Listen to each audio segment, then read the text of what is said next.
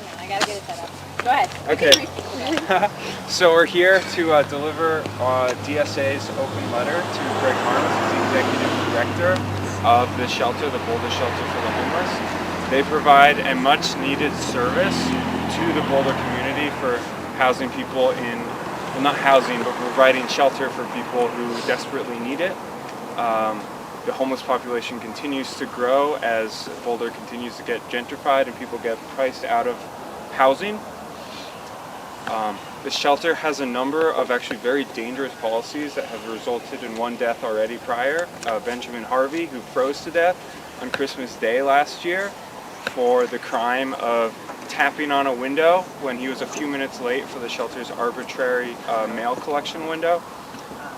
He was banned for a year and then froze to death on the park bench. And there's no way for shelter residents to get any sort of justice from the shelter. It's a private nonprofit, and even though the city demanded that they have binding arbitration, the shelter said no, and the city council kind of folded. So they have mediation, but that just means both parties, the shelter and the resident, if there's any issue like someone getting kicked out for bullshit reason, which happens all the time, there's no way for them to seek justice. So our first demand is that we need binding arbitration for the shelter. Also, we need all current suspensions reevaluated, and every person, every resident who has been sent to the shelter through coordinated entry, which is their sort of high priority funnel to services, be readmitted immediately. It's really cold. I wouldn't be able to sleep out here. And third, we need people who have experienced homelessness, either presently or in the past, on the board of directors. The people that are living here should have a say in how it's run. So we are going to have some speakers talk about these issues, and then we're going to go and deliver a nice letter that's been signed by like 280 people and a number of orgs around northern Colorado, and we're going to go try to deliver it to Greg Harms. Right. Yeah. Who isn't here but air horn. In the letter, right? Where'd it go? Does anyone else want to Oh, sign? it's over here.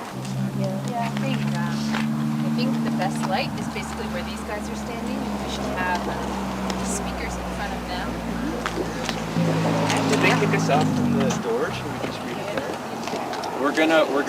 So we're gonna read here and then go over there and deliver our sign. Okay. Darren suggests that. Sounds good. Oh wait, let's get in order here. So, should we start with the talks? Yeah. Wait, but do we have all our... Eric, who's like a really good filmer, is supposed to be on his way. We're not totally sure if he is, but... Okay. In the meantime, can you answer a question? Yeah, absolutely. What do you expect from Greg Harms? What would you like him to do? We would like him to read our letter, acknowledge the issues with the shelter, and seriously agree and consider enacting our demands. Ideally, we need these changes to happen. We would hope that Greg Harms, being a good person, being someone who cares for the homeless, would take this very seriously. And yeah. Have you had communication with him before? We have. We notified him that we were coming.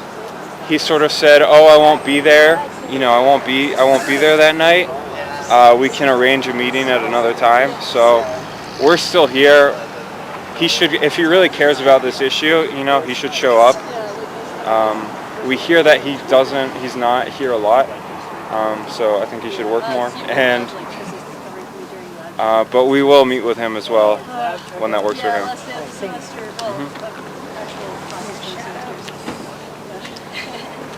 I can't read this on my phone. Can you make sure you're in the light? There Yeah. You go. Yep.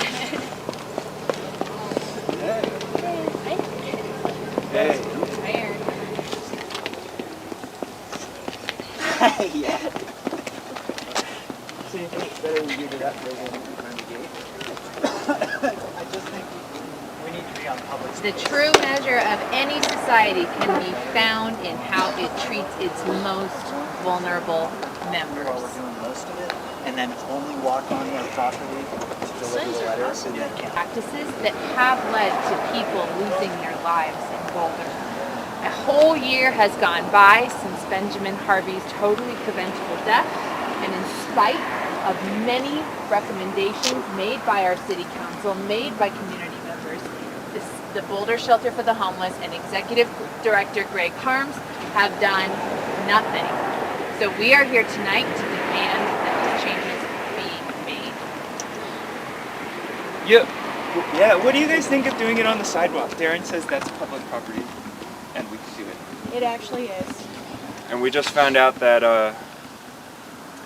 one of the city council members like basically called the cops on some people that were living behind the Walmart on a diagonal plaza, and they just started doing sweeps of that area. It's just disgusting that the impulse to punish someone, to kick them out if they're living on the streets, like it's like that's something they want to do, is disgusting. The impulse should be to help, to say, oh, we're doing something wrong, we're not providing housing, we're not providing shelter. Right. Like no one wants to live in a fucking parking lot, and nor should they. I just checked and apparently it's 31 degrees. So I guess the emergency shelter thankfully is open tonight, but if it was just 1 or 2 degrees warmer than this, which is extremely cold, there would not be an emergency severe weather shelter. So anyone who had been suspended from the shelter like Benjamin Harvey was would not be able to have a bed for the night. The decision is also made in the morning about whether or not to keep it open. So, Really? yeah, and they don't change it if it becomes colder. Who here thinks they could tell the difference between 32 degrees and 31 degrees, 33 degrees and 32 degrees? Not me. I'd All be just feel as dead. cold. Yeah, Just as dead. yeah. I have gloves on and my hands are going numb. Yeah, if I can add on the piece about the RVs getting kicked off, they got a trespassing charge, and it's not clear at all. In fact, it appears that the only person who complained was Bob Yates, city councilman, who's trying to make the police his own private security force against our homeless community. Because to actually enforce, for the police to actually enforce a trespassing charge, they need to get a complaint from the property owner, and it's not clear at all that that happened. And so it's very possible that these guys are getting kicked out on a false claim with no standing, such that legally they should still be there. So at 8 a.m. in the morning they're supposed to leave, and one of our city council members, Jill Adler-Grano, is going to be staying there with one of our housing advisory board members, Mason Moyer, to be there in solidarity with them. But it's quite possible that there could be legal action to defend those folks if we could get lawyers to do that. Nice.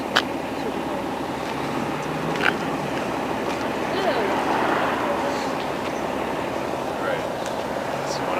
So I guess the plan is I'm going to go to the sidewalk and speakers will speak and then we'll deliver the letter, ideally to Greg Harms himself, right?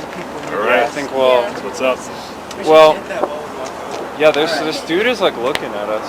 That's definitely him. It's all wave. Right.